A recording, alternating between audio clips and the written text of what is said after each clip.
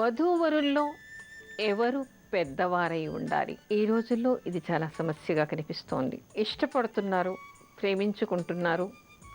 ఆ తర్వాత అమ్మాయి పెద్దదని తేలుతుంది. అయినా వదులుకోలేరు. తప్పనిసరిగా పెళ్లి చేసుకోవాలి అనుకుంటారు. అసలు మనకి శాస్త్రం ఏం చెప్తోంది? ఈ విషయంలో పెద్దవాళ్ళు ఒప్పుకోరు. పిల్లలు పట్టుపడుతుంటారు. అసలు నిజానికి శాస్త్రం ఏం చెప్తోంది? వధువు పెద్దదై ఉండాలా? వరుడు పెద్దవాడై ఉండాలా?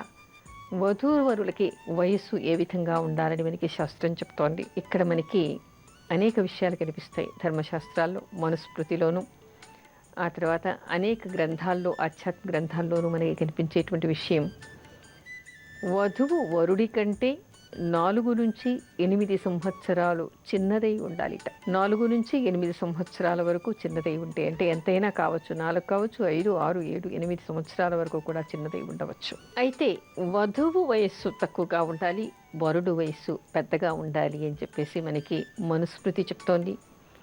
ఘోటకుడు చెప్తున్నాడు.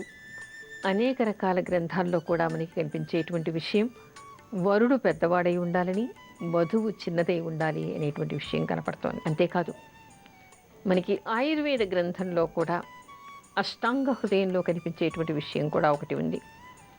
అది ఏమిటంటే, ఏ యువకుడైనా 25 సంవత్సరాలు బ్రహ్మచర్యం చేస్తే అతను ఆరోగ్యవంతుడై 100 సంవత్సరాలు బ్రతికే అవకాశం ఉంటుందిట. అంటే 25 సంవత్సరాల వరకు వివాహం చేసుకోకూడదు అనేటువంటి విషయం ఇక్కడ మనకి ఇండైరెక్ట్గా కనపడుతోంది. పురుషులకి 25 సంవత్సరాలు, స్త్రీలకి 22 సంవత్సరాలు దాటిన తర్వాత మాత్రమే వివాహం చేయాలి అనేటువంటి విషయం కనపడుతోంది. అయితే మనకి శాస్త్రంలో ఇంకా అనేక విషయాలు కూడా కనపడుతూ ఉన్నాయి. అబ్బాయికి వివాహం చేసే ముందు, వరుణ్ణి ఎంచుకునే ముందు పుంసస్థ పరీక్ష చేయకుండా వివాహం చేయకూడదుట.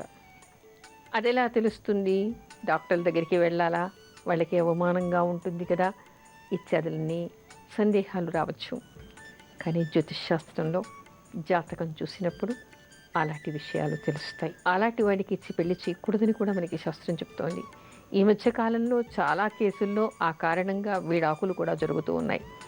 అందుకని పుంసత్వ పరీక్ష పురుషులకి చేయకుండా, అంటే ఆ విషయాన్ని పరిపూర్ణంగా జాతకంలో చూడకుండా వివాహం చేయకూడదు. ఆ నక్షత్రానికి ఈ నక్షత్రానికి సరిపోయిందా, ఎన్ని మార్కులు వచ్చాయి, ఎన్ని గుణాలు వచ్చాయి, 10 పాయింట్స్ వచ్చాయా, 18 పాయింట్స్ వచ్చాయా, 22 పాయింట్స్ వచ్చాయా అనేటువంటిది ఎంత మాత్రం ముఖ్యం కాదు. ఇక్కడ జాతక పరిశీలన చేయటం, మిగతా ఎన్నో కోణాల్లో దాన్ని పరిశీలించటం, పుంసస్తు పరీక్ష కూడా చేయటం, అంటే జాతకంలో అలాంటివి ఉన్నాయా, అలాంటి లోపాలు ఉన్నాయా తెలుసుకుని ఆ తర్వాత మాత్రమే వధువుని ఇచ్చి పెళ్లి చెయ్యాలి అబ్బాయికి. అబ్బాయిలో అలాంటి లోపాలు జాతకంలో కనిపించకూడదు అనేటువంటి విషయం కూడా మనకి శాస్త్రంలో కనపడుతోంది. అంతేకాకుండా సమానులైనటువంటి వాళ్ళని మాత్రమే వివాహం చేసుకోవాలిట. సమానులు అంటే ఇక్కడ అర్థం మనకి చెప్పేటువంటి విషయం ఏంటంటే, హీనంగా ఉండేటువంటి వాళ్ళని, అంటే అధములని కానీ లేదా మనకంటే అధిక స్థాయిలో ఉన్న వాళ్ళని కూడా చేసుకోకూడదుట. అధములు అనటంలో ఇక్కడ వేరుగా అర్థాలు తీసుకోకూడదు. అంటే మనకి సమాన స్థాయిలో ఉండాలి. ఇక్కడ కులగోత్రాల గురించి మనం చెప్పుకోవటం లేదు. ఏమిటి అంటే, మనకంటే స్థాయి కానీ, సంస్కారంలో కానీ, అలవాట్లల్లో కానీ, పద్ధతుల్లో కానీ, ఆ తర్వాత ఎవరి కులం వాళ్ళు వాళ్ళని చేసుకోవడమో, ఎవరి మతం వాళ్ళు వాళ్ళని చేసుకోవడమో, ఎవరి శాఖ వాళ్ళు వాళ్ళని చేసుకోవడం వలన వాళ్ళకు ఉండేటువంటి అలవాట్లు, వాళ్ళకు ఉండేటువంటి పద్ధతులన్నీ కూడా సమానంగా ఉండేటువంటి అవకాశం ఏర్పడుతుంది. అలా కాకుండా ఇష్టపడి కులాంతర మతాంతర వివాహాలకు వెళ్ళినప్పుడు చేసుకోవడం నేరము, దోషము అని ఇక్కడ చెప్పడం కాదు. ఇక్కడ ఏమిటంటే, ఎన్నిటికో భరించవలసినటువంటి అవకాశం ఏర్పడుతుంది వాళ్ళకి.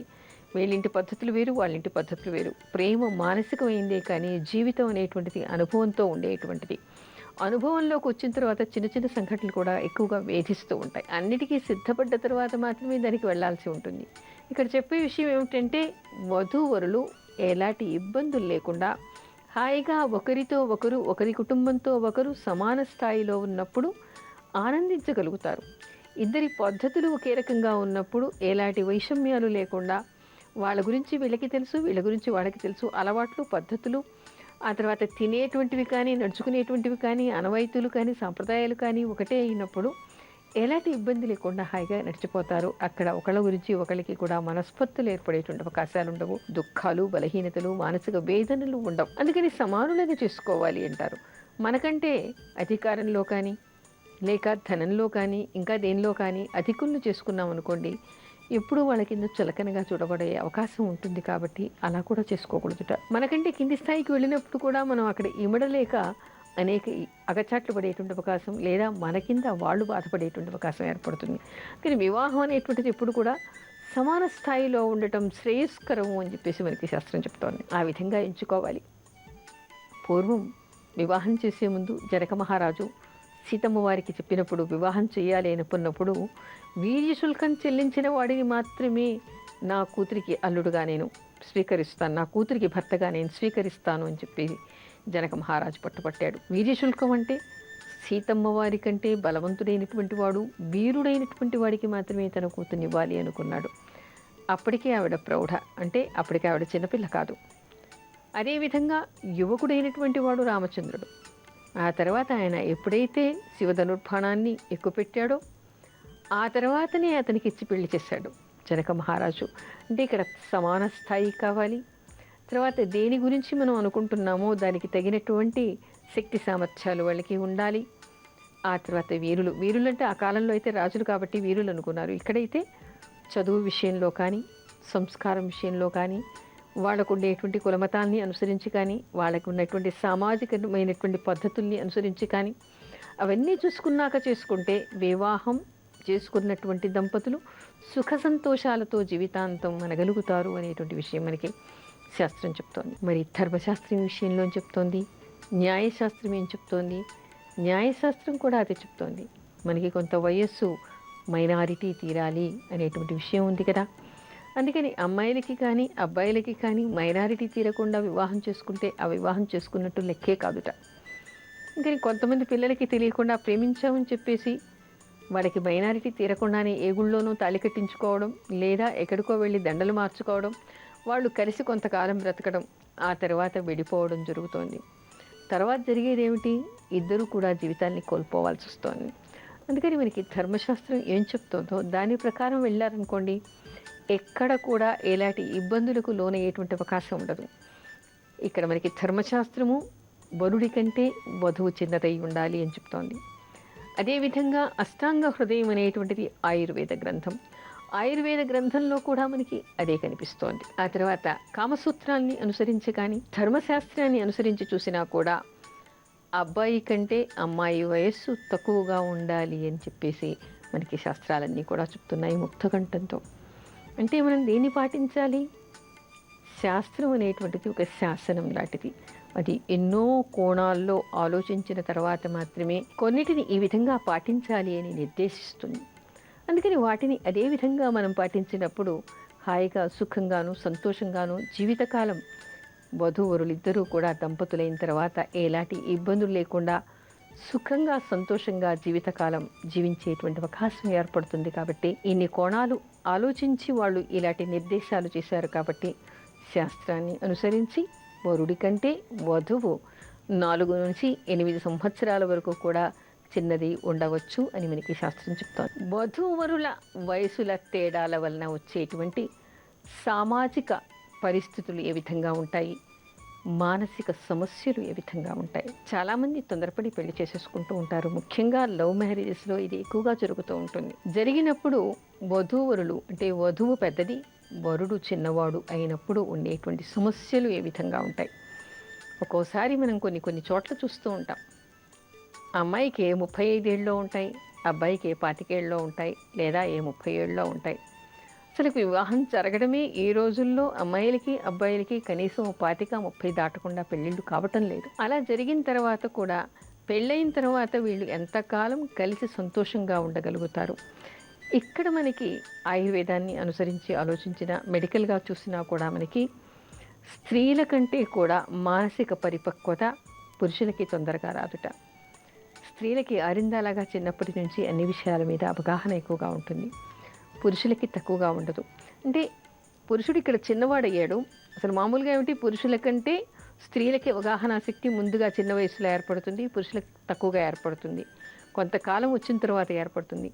పురుషుడు చిన్నవాడై అమ్మాయి పెద్దదైనప్పుడు అవగాహనల్లో ఇద్దరికీ కూడా ఉండేటువంటి తేడాలు చాలా ఎక్కువగా ఉంటాయి. అంటే మానసికంగా కూడా ఇద్దరికి ఆ అమ్మాయికి ఉండేటువంటి ఎదుగుదల, అంటే ఇక్కడ ఎదుగుదల అంటే మానసికంగా ఎదుగుదల లేదు అంటే ఇతను పిచ్చివాడు అమాయకుడు అని ఇక్కడ అర్థం కాదు.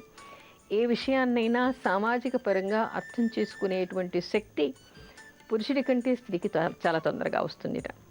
ఆ విషయంలో ఇద్దరిలో కూడా తేడాలు ఉండేటువంటి అవకాశం. అంతేకాకుండా స్త్రీలకి మామూలుగా వృద్ధాప్య ఛాయలు చాలా తొందరగా వస్తూ ఉంటాయి. మెనోపాజ్ కూడా కొంతమందికి ఈ రోజుల్లో ఉండేటువంటి స్ట్రెస్ను అనుసరించి 38-40 ఏళ్ళకి వచ్చేసరికి వీళ్ళకి మెనోపాజ్ వచ్చేస్తూ ఉంటుంది. సాంసారిక విషయంలో పురుషుల శక్తి సామర్థ్యాలు 90 ఏళ్ళ వరకు ఉంటాయిట. ఈ రోజుల్లో లెక్క వేస్తే 70 ఏళ్ళు 60 ఏళ్ళ వరకు కూడా ఉంటాయి అని చెప్తారు. స్త్రీలు ఇట్టే వృద్ధాప్య ఛాయలకి వచ్చేస్తూ ఉంటారు. పురుషులు కొంతకాలం తర్వాత పక్కదారులు పట్టేటువంటి అవకాశాలు ఏర్పడుతూ ఉంటాయి. ఆ విషయంలో చూసినా కూడా స్త్రీ పురుషులు ఇద్దరిలో కూడా వయసుల్లో ఎక్కువ తేడా ఉండకూడదు అనేటువంటి విషయాన్ని గమనించాలి. అప్పుడు పురుషుడి కంటే స్త్రీ పెద్దదైందనుకోండి, తొందరగా వృద్ధురాలయ్యేటువంటి అవకాశం. పురుషులకి వాళ్ళకి తప్పనిసరిగా కొంతకాలం తర్వాత బలహీనతలు ఉన్నవాళ్ళైతే పక్కదారులు పట్టేటువంటి అవకాశం, తద్వారా సంసారంలో అనేక చికాకులు వచ్చేటువంటి అవకాశం ఏర్పడుతుంది. ఇన్ని కోణాల్లో ఆలోచించి స్త్రీలకి ఇప్పుడు ఈ రోజుల్లో అయితే 35 ఏళ్ళ అమ్మాయి 25 ఏళ్ళ అబ్బాయిని చూసుకుందనుకోండి, 4-5 ఏళ్ళు వచ్చేసరికి అమ్మాయికి మెనోపాజ్ వచ్చేస్తూ ఉంటుంది. తర్వాత అబ్బాయి చిన్నవాడై ఉంటాడు. ఈ ఇద్దరి మధ్యలో చాలా రకాల ఇబ్బందులు వచ్చేటువంటి, మానసికంగా కానీ శారీరకంగా కానీ ఏదైనా ఒక సమస్యను తీసుకున్నప్పుడు దాన్ని అర్థం చేసుకునేటువంటి స్థితిలో కానీ చాలా తేడాలు కనిపిస్తాయి. దానివల్ల ఏమవుతుంది, ఇద్దరికి మనస్పర్ధలు, సంసారాలు విడిపోవడాలు జరుగుతూ ఉంటాయి. అందుకని సామాజికంగా చూసినా ఆ అమ్మాయి వృద్ధాప్యంలో కనిపించడం, ముసల్దాన్లాగా కనిపించడం, అబ్బాయి యువకుడిగా కనిపించడం, ఎక్కడికైనా వెళ్ళినా కూడా ఇద్దరిలో చాలా తేడాలు ఉండటం, చూడ్డానికి కూడా చాలా వింతగా కనపడేటువంటి పరిస్థితులు కనపడుతూ ఉంటాయి. ఇవి కూడా వీళ్ళు భరించలేరు. బయటికి వెళ్ళినప్పుడు తలా ఒక మాట, తల ఒక రకంగా వీళ్ళు అంటున్నప్పుడు, కొత్త వాళ్ళు వీళ్ళని భార్యాభర్తలుగా ట్రీట్ చేయనప్పుడు, ఆవిడ వేరే చుట్టమో అక్కయ్యో ఇంకేదోగా అంటున్నప్పుడు ఇబ్బంది పడేటువంటి పరిస్థితులు ఏర్పడుతూ ఉంటాయి. అలా కాకుండా అమ్మాయి కొద్దిగా చిన్నది, అబ్బాయి కొద్దిగా పెద్దవాడయ్యాడనుకోండి, వయస్సులో ఇద్దరికి తేడాలు లేవు, ఇద్దరికి కూడా ఎదుగుదల ఒకే రకంగా ఉంది, మానసిక స్థితి ఒకే రకంగా ఉంది, చూడ్డానికి చూడముచ్చటగా జంట కనపడుతూ ఉంటుంది. పొడవులో కానీ, అందంలో కానీ, సంపాదనలో కానీ, అర్థం చేసుకునేటువంటి శక్తిలో కానీ, తెలివితేటల్లో కానీ ఇద్దరికి సమాన స్థాయి ఉందనుకోండి, ఆ సంసారం హాయిగా గడిచిపోయేటువంటి అవకాశాలు ఏర్పడతాయి. అందుకని ఎన్నో కోణాల్లో ఆలోచించిన తర్వాత మాత్రమే ఇక్కడ మానసికంగా, సామాజికంగా అనేక రకాల సమస్యలు ఏర్పడతాయి. కాబట్టి అలాంటివి వాళ్ళు ఎదుర్కోకూడదని, ఒకసారి వివాహం చేసుకుంటే దంపతులు విడదీయలేని వాళ్ళుగా ఒకళ్ళకి ఒకళ్ళు తోడు నీడగా జీవితాంతం కలిసి ఉండాలి. కాబట్టి ఇలాంటి నియమాల్ని శాస్త్రం ఏర్పరిచిందేమో అని అనిపిస్తుంది. అందుకని అన్ని కోణాల్లో ఆలోచించి బాహ్యమైనటువంటి ఆకర్షణలకి లోను కాకుండా మనం ఏం చేస్తున్నాము, ఎంతవరకు మనం సుఖశాంతితో ఉండగలుగుతాము, జీవితాంతం ఇదే భావనతో మనం ఉండగలుగుతామా, ఇద్దరం కూడా ఇలాంటి కట్టుబాట్లకి మనం లొంగి ఉండగలుగుతామా, లేదా కొంతకాలం తర్వాత ఎవరి దారిది వాళ్ళుగా బ్రతకగలుగుతామా అనేటువంటిది ఎవరికి వాళ్ళు వయసులో పెద్దదైనటువంటి అమ్మాయిని చేసుకున్నప్పుడు ఆ ఇద్దరు కూడా పలు కోణాల్లో ఆలోచించి నిర్ణయాలు తీసుకుంటే చాలా మంచిది. అలా కాకుండా తొందరపడి నిర్ణయాలు తీసుకుని తొందరపడి విడిపోవడాల వలన వాళ్ళకి పుట్టినటువంటి బిడ్డలు ఇబ్బంది పడేటువంటి అవకాశం ఏర్పడుతుంది. అలా కాకుండా వివాహం అంటే 100 ఏళ్ల పంట, బ్రతికినంతకాలం కలిసిమెలిసి ఉండవలసినటువంటిది. ఎలాంటి పరిస్థితులు వచ్చినా మానసికంగా కానీ, శారీరకంగా కానీ, ఆర్థికంగా కానీ, సామాజికంగా కానీ ఎలాంటివి వచ్చినా కూడా వాటన్నిటికీ కూడా ఎదురీది ఇద్దరు ఒకరికి ఒకరు తోడై జీవితాంతం కలిసిమెలిసి ఉండాలి అంటే ఎన్నో కోణాల్లో నిర్ణయించుకోకముందు, నిర్ణయం తీసుకోకముందు, పెళ్ళి కాకముందే అన్ని కోణాల్లో ఆలోచించి, తెలియకపోతే 10 మందిని అడిగి తెలుసుకుని ఆ తర్వాత నిర్ణయాలు తీసుకోవాలి.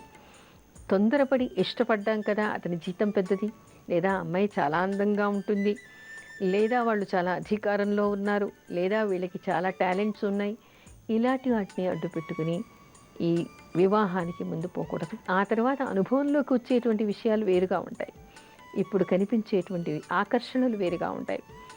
ఆకర్షణలన్నీ కూడా పక్కన పెట్టి దంపతులుగా వ్యక్తిగతంగా ఆ ఇద్దరికి ఉండేటువంటి అర్హతలు ఏమిటి, ఇద్దరు ఎంతవరకు వివాహానంతరం కొనసాగగలుగుతారు, ఎలాంటి వచ్చినా ఎదుర్కోగలుగుతారా, ఎలాంటి పరిస్థితులు ఉన్నా ఏం చేయాలి అనేటువంటివి ఒక్కొక్క పరీక్షకి ఏ విధంగా ఎదురీదాలి అనేటువంటి నిర్ణయాలు తీసుకున్న తర్వాత మాత్రమే వివాహానికి ముందుకు వెళ్ళాలి. లేదా ఆ తర్వాత వాళ్ళు మనస్తాపానికి గురి కావటం, విడిపోవడం, తద్వారా వారికి పుట్టినటువంటి పిల్లలు ఇబ్బందులు పడేటువంటి అవకాశాలు చాలా కనిపిస్తాయి.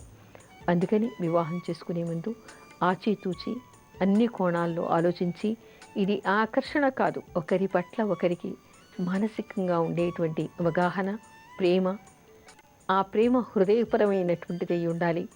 పై ఆకర్షణలకి లేదా ఏదో ఒక కోరిక కోసమో లేదా ఒక ఆకర్షణ కోసమో ముందుకు వెళ్ళేదే కాకూడదు.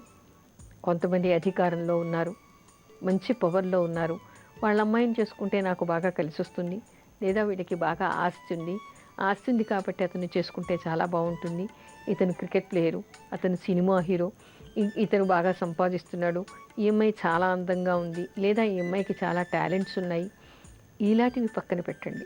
వ్యక్తిని వ్యక్తిగా ఆరాధించడం, మనిషిని మనిషిగా గుర్తించడం నేర్చుకొని కేవలం ఏం చేస్తే ఇద్దరు ఇలాంటివి లేకున్నా ఏ ఆకర్షణ చూసి పెళ్లి చేసుకోవాలి అనుకుంటున్నారో ఆ ఆకర్షణ లోపం ఏర్పడినప్పుడు కూడా కలిసి బ్రతకగలరా అనేది ఆలోచించి మిమ్మల్ని మీరు విమర్శించుకుని ఆ తర్వాత నిర్ణయాలు తీసుకోండి. అప్పుడు జీవితాంతం సుఖంగా కలిసి ముందుకు సాగే అవకాశం మీకు ఏర్పడుతుంది.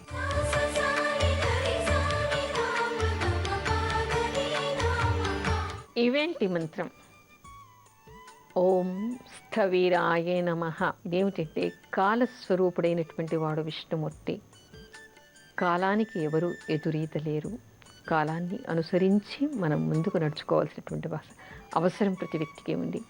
అందుకని కాలానుగుణంగా మనం నడవాలి, ధర్మంగా నడవాలి, కాలానికి ఎదురీదకుండా మనం ఉండాలి అని అనుకుంటే విష్ణుమూర్తిని ఓం స్థవిరాయ నమః అనేటువంటి నామంతో అర్చిస్తూ ఉండాలి. అప్పుడు కాలానుగుణంగా మనం ఏ పని చెయ్యాలి అనేటువంటి విషయాన్ని ఆయన మనకి ఎప్పుడు కూడా కలిగిస్తూ ఉంటాడు. అలాంటి ఆలోచన మనకి కలిగిస్తూ ఉంటాడు కాబట్టి దానికి అనుసరించి దానికి అనుగుణంగా మనం నిర్ణయాలు తీసుకోగలుగుతాం. కానీ విష్ణుమూర్తిని ఓం స్థవిరాయ నమః అనేటువంటి నామంతో స్మరిస్తూ ఉండండి. ఎప్పటికప్పుడు కాలానుగుణంగా మీరు పనులు చేస్తూ విజయాన్ని పొందేటువంటి అవకాశం మీకు ఏర్పడుతుంది. ఇప్పుడు అర్చనలో కొన్ని భక్తి గీతాలు.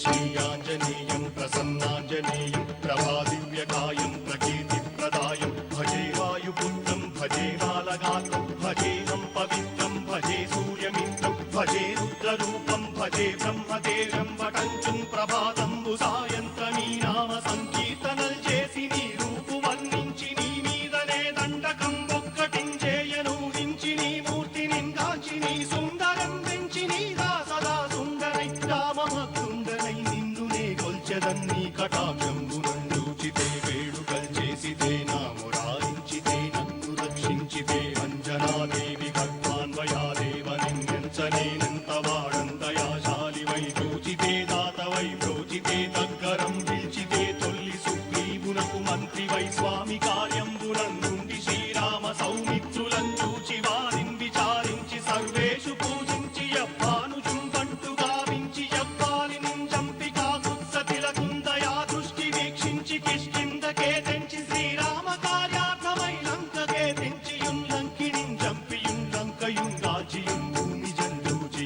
ఆనందము పొంగయాయుంగరం వెచ్చి ఆరత్నం వెచ్చి శ్రీరాముకున్నిచ్చి సంతోషుం చేసి సుగ్రీవును నంగదుం జాంబవంతాది నీలాదులు కూడి ఆ సేతువుం దాటి వానరులు మూకలై దైత్యులందృం సగా రావణుండంతకారాగ్నియుగ్రుండుడై కోరి బ్రహ్మాండమైనట్టి ఆ శక్తి నిన్వేసి ఆ లక్ష్మణున్ మూర్ఛ నొందింపగానప్పుడే పోయి సంజీవిని తెచ్చి సౌమిత్రికిన్నిచ్చి ప్రాణంపు రక్షింపగా కుంభకర్ణాది వీరాలితో పోరాడి చండ